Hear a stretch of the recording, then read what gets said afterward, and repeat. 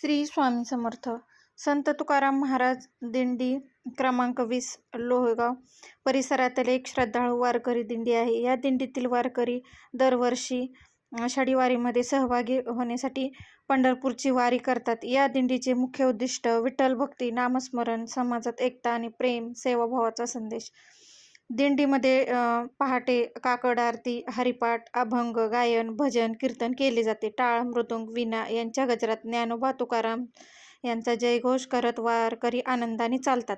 भगवा ध्वज, तुळशीची माळ, साधी राहणे ही वारकरी संप्रदायाची खरी ओळख आहे. या दिंडीत लहान मुलापासून ज्येष्ठ नागरिकापर्यंत सर्वजण सहभागी होतात. जात, धर्म, श्रीमंती किंवा गरिबी याचा कोणताही भेद न करता सर्वजण एकत्र प्रवास करतात. यामुळे समानता, बंधुभाव आणि सहकार्याची भावना वाढीस लागते. वारी हे केवळ धार्मिक प्रवास नसून तो संस्कार, शिस्त, सेवा, भक्ती याचा उत्सव आहे. संत तुकाराम महाराज यांच्या अभंगाचा संदेश सर्व लोकांपर्यंत पोहोचवणे.